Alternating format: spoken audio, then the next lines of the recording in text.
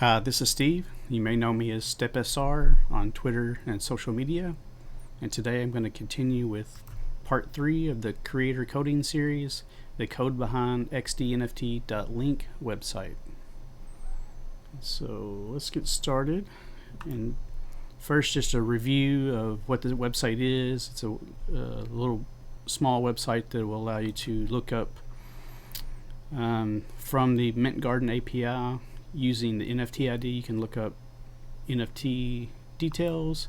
You can pull in all the NFTs from a collection, and then using those two, you can get a list of owner wallet addresses for each of those NFTs, and that can be useful for things like airdrops. That's what I use it for a lot. So this whole website is written in PHP.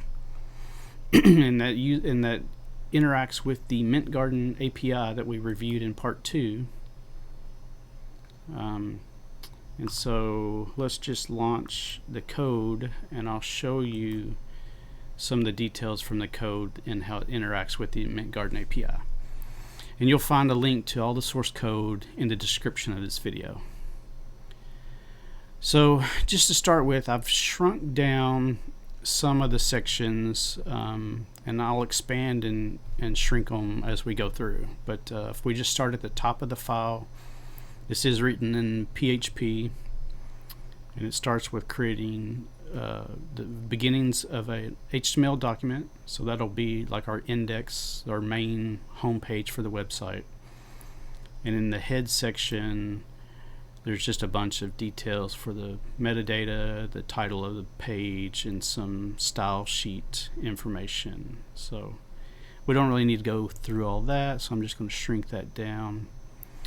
And then we start in on the body, and then immediately switch from HTML into PHP, where we initialize some variables that we're going to use, such as results and the NFT IDs collection. Or an array. And then we will check, because this is like a single, let me go back to that, single page.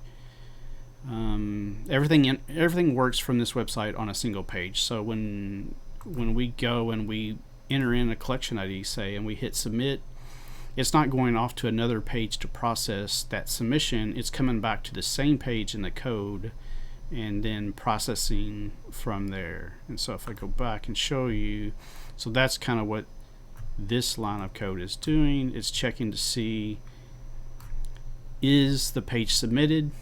Do we have a submission, and was that submission value equal to the word submit, which is what is tied to that button? And if so, then it's going to collect the value in ACT, which is short for action, but we'll see that later on. Basically, each of these submit buttons have their own action of what they will perform within the PHP. So when you click that, it sets the action. So that's where this action comes from. It checks if it's set. If it is set, then it will get the value from the website, and then it will evaluate what the value of that action is, whether you want NFT details, the collection details, or the owner details. And then each of these, there's code that goes along with it. So we'll start on the first one, just getting NFT details. And it might be useful just as a refresher. Let's just view one NFT. So if I grab an NFT ID, just a random NFT ID, and I come back here and put that in and submit, we'll see this is the results that the PHP is coming up with by interacting with the Mint Garden API. And then I'll show you how that's done in this section here, where when we hit the button, it told it that the action was going to be showing the NFT details, and then so this is what the code does from there. It initializes an empty variable that we're going to use to build up a list. It takes the value of what the user submitted, puts it into a variable named unsafe, and then we do a little manipulation on it to make sure that it's sort of sanitized. There's not script tags, making sure someone didn't enter code in this box that would try to perform a web function. And basically we just want it to be the ID alone. So we're going to strip out any tags that are in there or any slashes, and then trim any white space. We're just going to make sure that it's okay to have that value in our variable. Then in the variable we're going to break it out so that each line, because you can have more than one NFT ID in here, so it's going to break each line into a separate item in this collection for NFT IDs. Remember, we set up an array or collection at the top. So that is what is going on here. And that comes up with a list of IDs. Then we just set up a for loop that's going to loop through every single ID in this collection of IDs, and then we're going to go through. It trims off any white space. It's going to, sorry, I keep hovering over that. It's going to make sure that the beginning of the ID actually does start with NFT1, which is required for an ID, for an NFT ID on Chia blockchain. It's also going to what is this doing? Oh, it's going to find where the position is in the string for NFT1, get that location, and then do a substring on it to parse out just that value. And that's basically what these three lines are doing. It's not super obvious because it's written in a shorthand format, but that is what it's doing. It's checking this first part as an if statement, and then if it's true, it's performing the second section here where it sets the ID into a substring within that larger string, and then if it's not the first one, then it doesn't do anything. So essentially what that is doing is, let me go back here, is it's ensuring that if you paste data in here and you have more information in here than just the NFT ID, it's going to parse out and only get the NFT ID out of what you've pasted in here. It's just to make it a little more user friendly for the user. So that's essentially what this whole section is doing. We're also validating that the first 4 characters of that NFT ID are NFT1, which is a requirement. And then we get into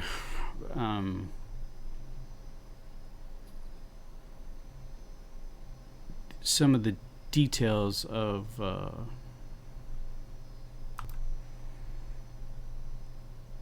what we're going to use to parse out. So this is actually kind of mixing some of the presentation or layout code in here as well, where we're setting up div tables. So some of the HTML we're going to put into PHP variable that will at the end will echo that out or print that out as part of the web page. But we're building it up into a string as we go along, and that's kind of what those are doing.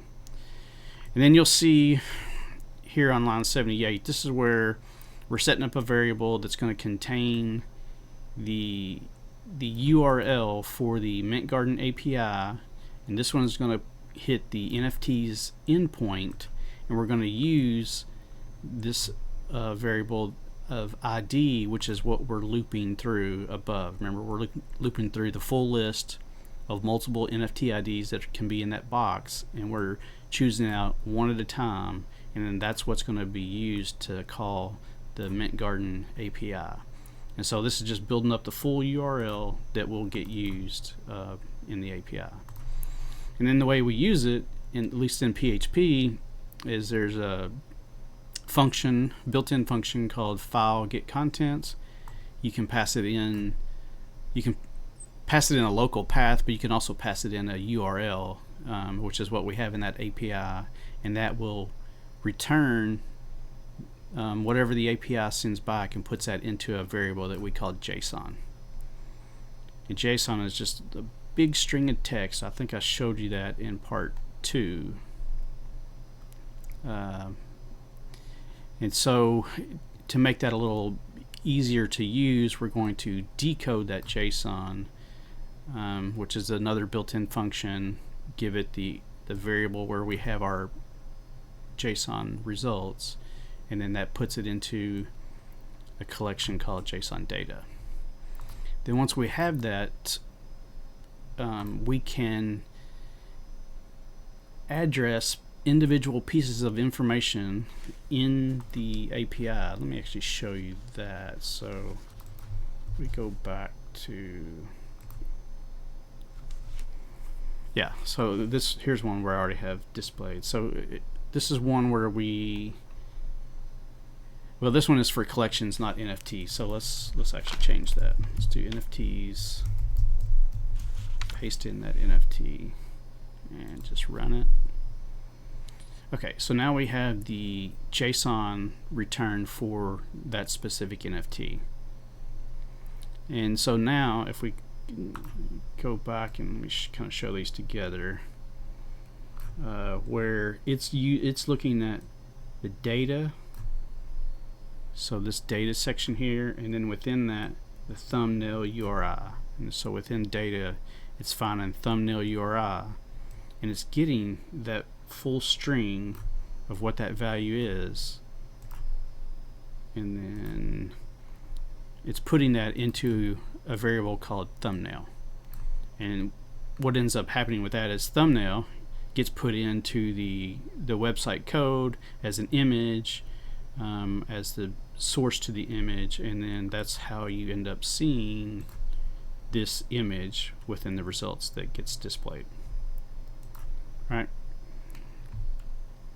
So that's pretty simple. That's pulling out one piece of data from that API object, or results from the API that we got, and we can do that over and over again to basically build up the results that we want to display on this page, right? So we got the thumbnail already.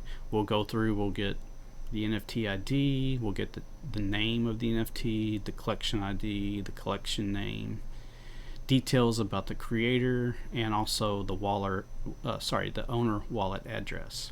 So that's what a lot of this next chunk of code is doing, right? It's just getting those variables that we'll need, and then once we have all the variables, all the information that we'll need from there, then it builds up what the HTML will be to display it, putting it all into this results variable. Yeah, and then actually it's doing that all the way down here through all that highlighted code. One thing I didn't mention though was the events. So events is another, I think I glazed over that in a previous part, but the events will show you a lot of what's in the provenance. So this one, I guess nobody has purchased before, so this one has only been minted so far. So that's the only event that has occurred. If I look back on this, I think this was the NFT. So in this NFT, if we go down to the events section, here we go, events. So we'll just see one, and then there's no more. All right. It's a little hard to see in this small box, but And then one thing I'll show you is this took me a little bit to learn, but the event types. The event types, 0 is when it's minted, 1 is when it's transferred, 2 is a sale, and 3 is a burn. And where'd my mouse go? Here we go. And so back over here in the events, I think I wrote a function for,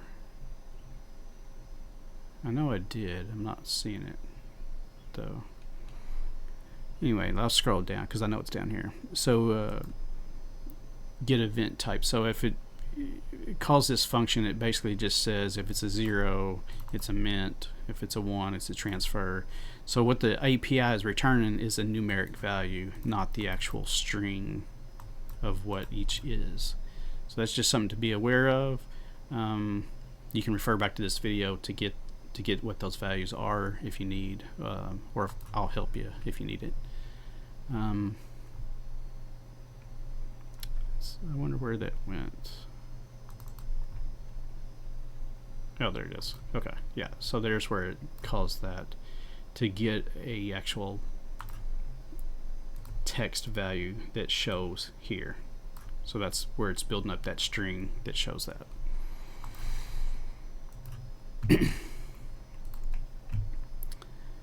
And that's really all there is to it. So it will do this. Remember, we're still doing this for one ID.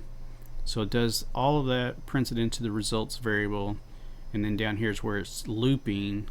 And so then it'll go to the second item. If you had, let's say you had 3 items in this box originally, it'll go through this a second time for the second item, and then it'll loop back up and go through it a third time for the third item. And then after it finishes, it puts in a last little link at the bottom, which I don't think I've talked about, but this is just a shortcut to take you down to this other section to get the wallet owner wallet addresses. So that is the full code behind the NFT details. There are 2 others, and I'll come back to those, but first I want to just run through real quick the rest of the page, and then I'll come back and go through each one of these in detail.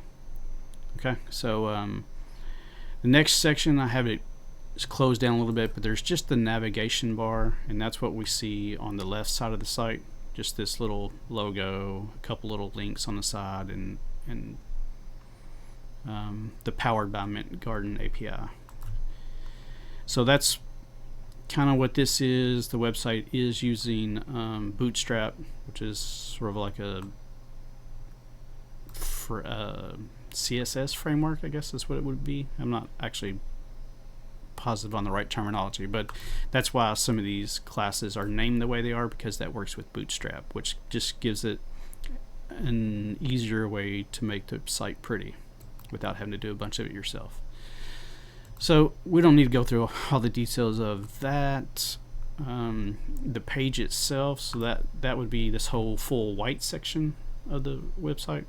So that comes under this this container fluid B section, and within that you can see the first thing I do is drop back into, oh, I didn't mention that, but this section of PHP code is ended with this little question mark greater than. So from in here, this is where we're running the PHP code, and then once this ends, now we're back into just regular vanilla HTML. And so we print a few lines of vanilla HTML, then we're going back into the PHP scripting.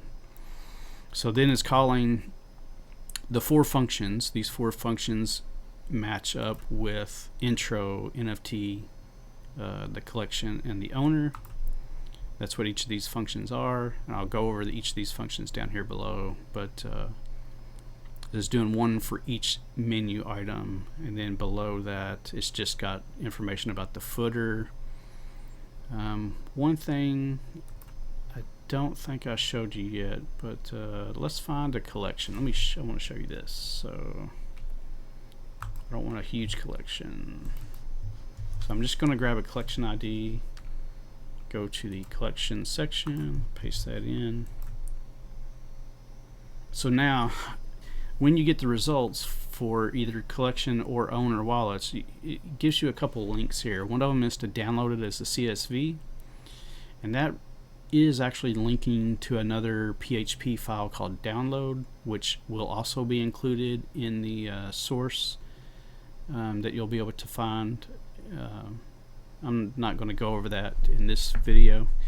And then another link is to copy it to the clipboard, and what this link does is it really runs some JavaScript, and that JavaScript is here. That's what's inside the script commands, and that JavaScript just says copy the content of that of basically this text box, copy the content of that text box into the clipboard. And so that's what this section of code is doing. It's highlighting all the text within it, telling it to copy, and then basically that's what it's doing. And then some final little things where I mentioned Bootstrap earlier. It's got some JavaScript in there for Bootstrap, and that's mostly the code that is running for this web page. There are some functions that I had talked about. One of them was this get event type, where it just takes the number, equates that into a string of meaningful text, such as 0 for mint and 2 for sale, etc. Also wrote a function to just create a pretty timestamp, so that's where is it? I lost it now, but back on the first one, let's do that again. That's where this date gets a little more human readable, because it's not very nice to look at as the API returns it. And so now the last 4 sections of here are these functions from PHP that I wrote for each of the menu items. So for the introduction, these all just equate to printing out HTML essentially to the web page, right? So the introduction, if you click on introduction here, this is what it's printing out, right? So you can see it's doing XDNFT, wizard, and it's saying NFT help for creators, etc. Right? Not much to that one. And then for the NFT details, this is going in. Basically, it's just printing each of these. So on this one, it's printing the title, the description. It's putting in a text box, and actually a form and a text box with a submit button. And it's also got a second text box for the results, and that's what you'll see here. And then here's the second it's not a text box. That's all right. It's a span, but regardless, it's got a container basically for the results where it puts the results in. So that's that one. These are all going to be pretty much the same. Same deal for the collection details. It's got a lot of the title and placeholders at the top. Then if it does a check to see if there's a collection results, and it puts the results in for the collection. And then the same for the owner wallet addresses. And that's pretty much all there is to it. It's pretty simple. It could be written really without all these functions. You could just write it as in one big web page if you needed to, if it made more sense, or if it was simpler or even more complex. You could do it either way, really. Let's go back and go through the collection details one, because the collection details and the owner details are both quite a bit shorter than the NFT details. The NFT details was quite larger, a little more complicated to go through. But these other two will go pretty quick. So the collection details, it also is setting up a few variables at the beginning, getting the value from the submission. It's also trying to make sure it's safe and get rid of any script tags or slashes and stuff. It builds up the API URL. So you can see within that URL, it's going to get the collection ID, which is what, which is here, what you put in this box, the collection ID. And then it'll call the NFTs and then a list of IDs for that, which is, go back over here. So it's this one. So it'll be this, essentially like this endpoint that you'll get. Yeah, and then it just uses that same file get contents to grab the result. It decodes the JSON into an object that we can then use. We loop through that object where each item within it,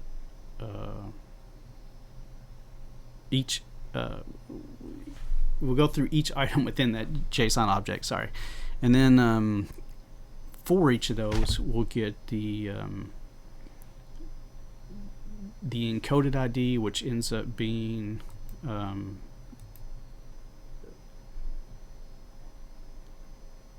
the NFT ID. Sorry, I had to think about that. The NFT ID, and then we're also grabbing the name just to make it easier to know that this NFT ID matches up with this name.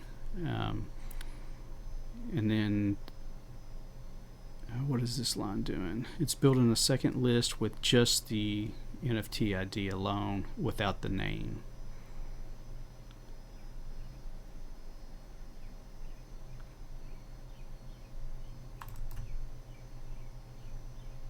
Huh. Wonder where that's used. We'll see.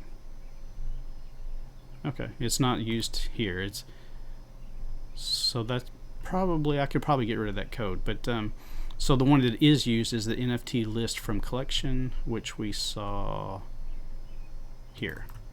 This one. Yeah, it's probably something else I was working on at some point that's not being used currently. So that's the method for the collection details. I'll shrink that down. And the last one, it's also fairly short, is the owner wallet details. Same sort of similar thing. We're just setting up some variables, getting the value from the owner wallet submission. So from this text box, when you hit submit, it's stripping out any tags or slashes in there so that you just have a list of IDs. And similar to the first one, it's going to loop through those IDs and only get out the NFT ID. So if you remember where I said if we had some additional information in here, like say maybe the name of it, like data layer minion numbers 1262. So it would basically just parse out the NFT ID and ignore any other text that's on that line, right? So that's what this section is doing as well. And it's also making sure that it truly is NFT1, which is required. And then it's building up the string of what we're going to use for the API URL, using file get contents, calling that URL for Mint Garden, parsing that or decoding that JSON so that we have an object that we can use, and then it just builds up the ID that we're looping through, which was from this loop, basically the submitted ID, basically, and then it's joining that with the owner address encoded ID. I think we still have that open. So if we go over here and we find there's a section called owner address and then encoded ID, and you can see that is their wallet address for who owns that NFT. And then this value here, list owner wallets, that's what's used down below in this in section where it's making sure it's not empty, and if it's not, then it's outputting that to the web page. And that's pretty much it. That is the full content. This code will be up on GitHub, and there'll be a link in the description where you can go through it, download it, use it, whatever you want to do. You're welcome to reach out to me if you have questions about something. And I think this will be the end of part 3 for the creator coding. Thanks for watching, and I hope you enjoyed.